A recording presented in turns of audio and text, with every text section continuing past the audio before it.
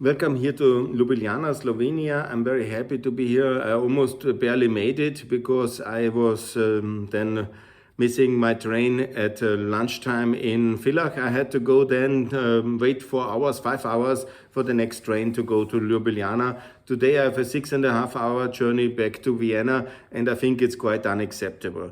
Additionally, today I hear the news of this tragic train accident in Greece, and I'm very sorry for the losses, and it underlines my case.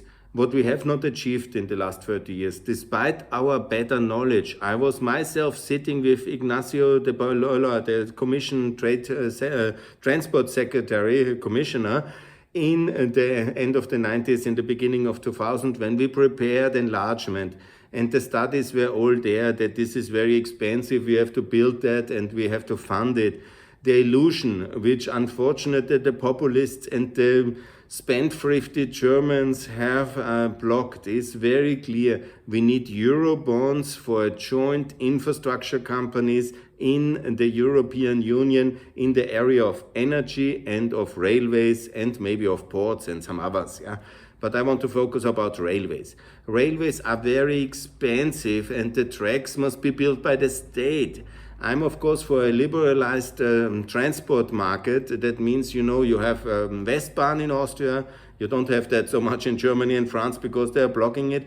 But you need, everybody should be able to operate on the rail tracks. But the rail tracks itself, the same like in the energy sector, must be owned by the state on the European level.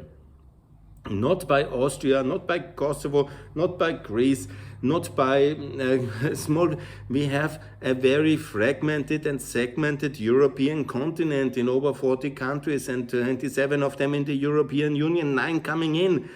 And it makes no sense to have individual priorities and all this individual ownership, and we don't have the fiscal capacities in the smaller, newer countries, Eastern Europe, to build so expensive infrastructure like the big tunnels, the big high-speed railway network, to unify and to Europeanize all this infrastructure.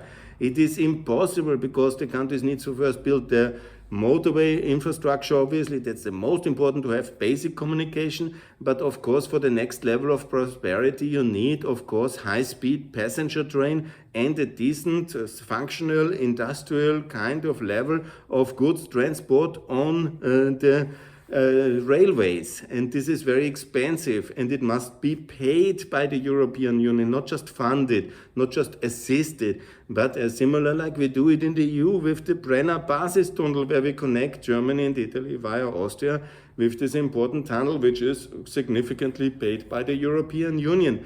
But the smaller countries in Eastern Europe don't have the lobby, not the power. And of course, you can always say the economic interests are, of course, in the West. Yes, of course, because it's much more people, much more economic industrial power. So it is a better economic case. I understand that. But who else will build the railways? Now we see the Chinese. Do you want really the Serbs and the Hungarians go to China to build them?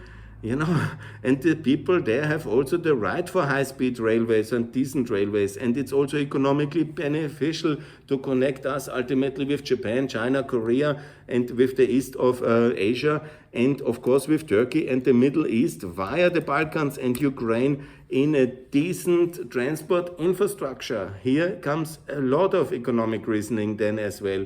And when I'm looking here, I always make the polemic that even the emperor could build a train to Trebinje in the south of Bosnia, even to Selenica in Herzegovina.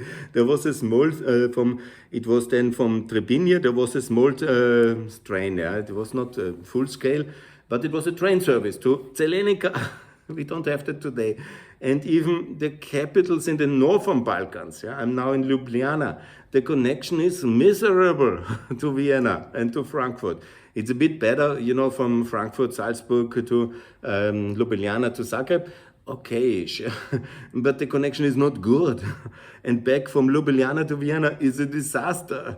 And back to Zagreb, it's a disaster. And we are basically now in 2023, and we have the railway infrastructure still of Yugoslavia or from the Austrian monarchy here in this region. And it's not acceptable. Of course, I know the trains were also slower back then, I know we have moved on in technology, but it's like 30 years ago. When I go south of Vienna, I'm going in the same train wagons I went to 30 years ago as a student from Linz to Vienna. I know them, they smell the same, they taste the same, they are like the same. And it's not good. The speed is the same. Like 30 years ago, in France and in Germany, they have really invested because they are nation states and they can pool money. And in the EU, we have failed to pool the funding on the top level, and that's really wrong. What we absolutely need to do is pan-European trains. There must be basically the money must be provided by the EU. There needs to be all the state infrastructure railway companies need to be sold to the European level. The countries will be compensated by the EIB by reduction of debt. We have anyhow too much debt on the state level. We put this debt on the EU level. We put the assets on the EU level. In the energy infrastructure, by the way, the same, because we have a huge funding lag in the energy infrastructure for the energy transition.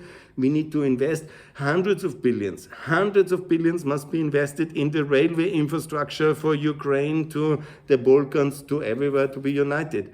And this must be done. And Bill, I call since 30 years for that.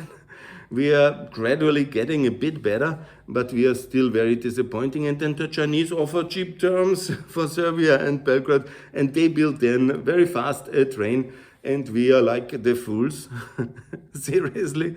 And if I'm not, because I love, by the way, I have my Klima ticket here. I like it, it's very good Klima ticket. I support it, it was very good. We need EU Klima ticket. We need to think as a EU. It's not only like we have now invested a lot of billions, I don't know the exact number, for the tunnel from Graz to Klagenfurt, Koralpenbahn. It's good, but we have not done the tunnel between Linz and Graz, which is much more European. There's very few people from Graz to Klagenfurt going. But okay, it's so good. We can maybe connect the Graz-Klagenfurt tunnel somehow decently to Ljubljana maybe. And continue the tunnel and to have a good connection. That would be really good. And that would be really fantastic because we are Europe. If you have forgotten, I haven't forgotten, and it's a big neglect which we have not done. So I'm calling for a 2 trillion euro bond for victory, for Eastern European infrastructure, for the reconstruction of Ukraine, for the integration of the Balkans and Ukraine, for the rearmament of Ukraine and of Europe. And to get this all done, we need euro bonds, and we need that fast, and we need them now. And we need to get this done, and we need to pay for that infrastructure, but we need also common European companies in this infrastructure area owned by the EIB, managed on the European priorities, and then we will have less accidents, we will have faster service, we will have more prosperity in Eastern Europe and in Southeastern Europe and in Ukraine, because these things cannot be paid by the taxpayers of the small countries, often fragile countries, and in the case of Ukraine, also at war. And we need to pay that as Europeans, because we are a European Union like the United States of America, if we want to be successful, or we are not, and we will fail. Failing is not a really good option. And the Chinese are also not building highways and railways in America, because the Washington is funding these initiatives, and the same we need to do. Biden has now really moved forward on that one. We failed again, and we need to fix that. Thanks a lot.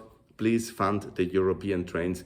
And let's start Ljubljana, Vienna, and from all the places until Thessaloniki, Greece on European level. And then these people who have tragically died on this tragic accident would be still alive if we had done better policy as a more united Europe, as a European Union, and that's what we should do.